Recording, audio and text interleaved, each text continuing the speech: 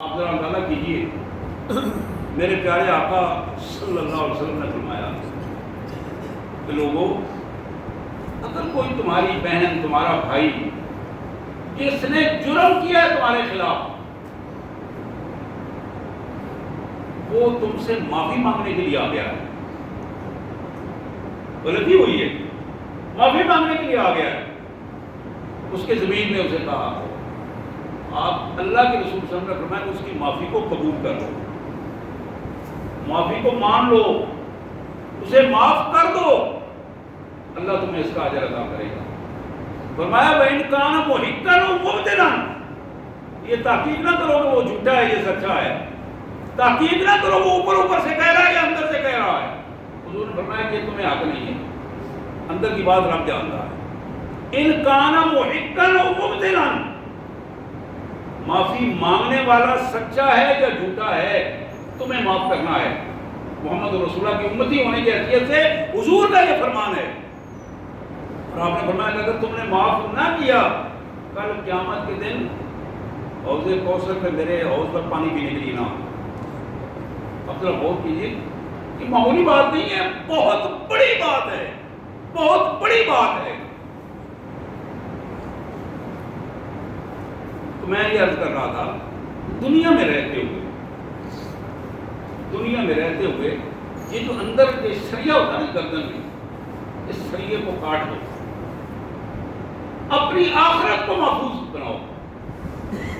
یہ جو گھڑے بندیاں ہیں، یہ جو گروہ بندیاں ہیں، یہ جو تعصبات ہیں، میں فلاں کے ساتھ ہوں، تو فلاں کے ساتھ ہے، ان چیزوں کو ذہن سے نکالو، تعصبات سے نکالو اپنے آپ کو، دھڑے بندیوں سے نکالو اپنے آپ کو، اپنی فکر کرو کہ میرا ایمان بچتا ہے کہ نہیں بچتا۔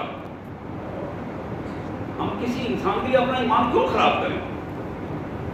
کسی دوسرے کے لیے، دوسرے کی دنیا بنانے کے لیے اپنا ایمان خراب کریں؟ میرے پیارے آقا صلی اللہ علیہ وسلم کا فرمان ہے، ان من شر الناس، ذرا اس حدیث کو غور سے سنیے، میں نے کئی دفعہ بیان کیا، پھر بیان کر رہا ہوں۔ ان من شر الناس یوم القیامہ عبد اذهب آخرتہ بدنیا غیرہ، قیامت کے دن تمام انسانوں میں بدترین بندے وہ ہوں گے جنہوں نے دوسرے کی دنیا بنانے کے لیے اپنی آخرت بگاڑ دی۔ کچھ میں فلاں کے ساتھ ہوں، میں فلاں کے ساتھ ہوں، میں فلاں کے ساتھ ہوں، اپنے ایمان کی فکر ہی نہیں ہے کہ آج میں مر جاؤں تو کل اللہ کے منہ میں کیا جواب دوں گا؟ کیا دوسرے کی خباثتیں میں اپنے ساتھ کروں، میں اس کا دفاع کرتا پھروں؟ نہیں میرے بھائی، مجھے اپنا دفاع کرنا ہے، سب سے پہلے مجھے اپنے ایمان کو محفوظ کرنا ہے، مجھے دوسرے کا دفاع کرنے کی ذمہ داری نہیں دی گئی، مجھے یہ ذمہ داری ضرور دی گئی ہے کہ تم اپنے ایمان کی فکر کرو اور کل تمہیں اس کا جواب دینا ہے اللہ کے حضور۔ یہ وہ بنیادی چیز تھی جو میں رکھ رہا تھا کہ یہاں دنیا میں رہتے ہوئے جو سانس، یہ عامر لیاقت فوت ہوا، اللہ تعالیٰ اس کا انجام اچھا کرے، ہمیں نہیں معلوم، رسول اللہ صلی اللہ علیہ وسلم کا فرمان ہے کہ جو بندہ اس دنیا سے چلا جائے اس کے بارے میں کوئی غلط بات نہ کرو، جو اس کا تھا معاملہ اس کا اللہ کے ساتھ ہے، اللہ تعالیٰ اس کے لیے آسانیاں پیدا کرے گا۔ تو میں یہ عرض کر رہا تھا، اسی طرح یہ کوئی ایک دے رہے تھے، اس کی کلپ دے رہے تھے جو نعت یا اس طرح کو پڑھ رہا ہے کہ کل اللہ کے حضور، اللہ مجھے بلا لے تو میں اللہ کے حضور جانے کے لیے ابھی تیار ہوں، چند سال پہلے پڑھ رہا ہوگا۔ یعنی ایک لمحہ کسی کو نہیں معلوم کہ اگلے لمحے میرے ساتھ کیا ہونے والا ہے۔ اور سب سے زیادہ جو قیمتی چیز ہے جس نے کام آنا ہے موت میں، قبر میں، حشر میں، وہ ایمان ہے، اس کو خالص کر دو، اس کو بچا دو، کسی کی وجہ سے اپنا ایمان ضائع نہ کرو، نہ ماں کی وجہ سے، نہ باپ کی وجہ سے، نہ بھائی کی وجہ سے، نہ بیوی کی وجہ سے، نہ بچوں کی وجہ سے، نہ دولت کی وجہ سے، نہ اسٹیٹس کی وجہ سے، نہ کسی دھڑے بندیاں کی وجہ سے، نہ کسی لیڈر اور لیڈران کی وجہ سے، اپنے آپ کو بچاؤ، اپنے ایمان کو محفوظ کرو۔ حضرات میں پورے درد سے بات کر رہا ہوں، یہی چیز میرے لیے بھی اور یہی آپ سب بھائیوں کے لیے، یہ فتنے کا دور ہے، دجالیت کا دور ہے۔ یقین کریں اس دجالیت میں، دجالیت اور فتنے نے آج ہمارے ایمانوں کو خطرے میں ڈال دیا۔ ہم پریشان ہیں اس بات سے کہ ہماری کیا پوزیشن ہوگی. یہ وہی بات ہے جو میں نے پچھلے دنوں حدیث پیش کی تھی. حضور نے فرمایا کہ صبح مسلمان ہوگا رات کو کافر ہو جائے گا, رات کو مسلمان ہوگا صبح ایمان ختم ہو جائے گا. اور اس دوران اللہ معاف کرے گا موت آ گئی کہ بندے کے اندر ایمان کی پوزیشن نہ ہو پھر تباہی ہوگی. اس حوالے سے سب سے زیادہ جس چیز کی ہمیں فکر ہونی چاہیے, ایک آخری حدیث میں بیان کرنا چاہتا ہوں.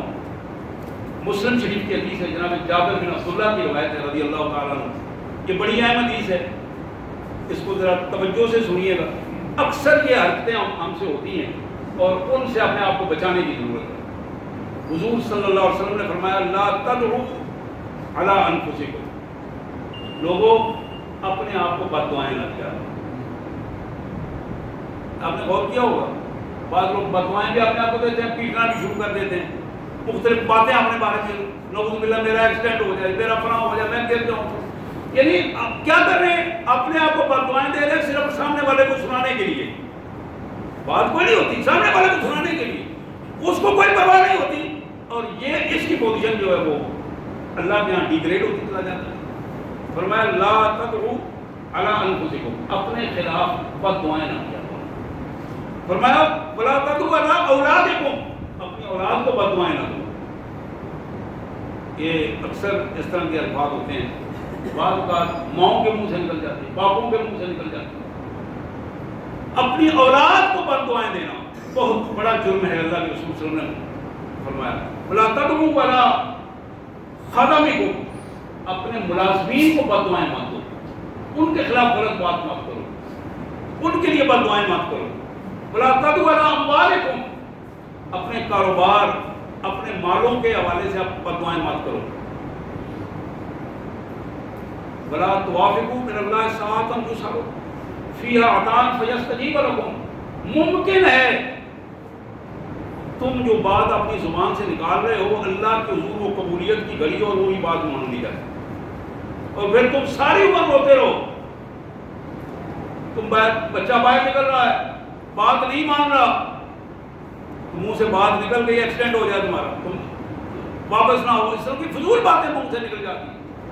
حضور نے فرمایا کہ اللہ سے معافی مانگو, ڈرتے رہو کہ کہیں ایسا نہ ہو کہ تمہاری زبان سے نکلی ہوئی وہ بات اسی وقت اللہ کے یہاں قبول ہو جائے اور تمہارے لیے وہ ذلت اور رسوائی کا سبب بن جائے. اللہ سے دعا ہے اللہ تبارک و تعالیٰ ہمیں توبہ و استغفار کی توفیق عطا فرمائے. اللہ تعالیٰ ہمارے ایمان کو محفوظ فرمائے, ہماری موت ایمان پر فرمائے, اور ہماری قبر اور ہمارے حشر کو محفوظ فرما دے. ہمیں شرک, بدعات اور کبیرہ گناہوں سے پناہ عطا فرمائے, اور ہمارے باقی گناہوں کو بھی معاف فرمائے. وآخر دعوانا الحمد للہ رب العالمین.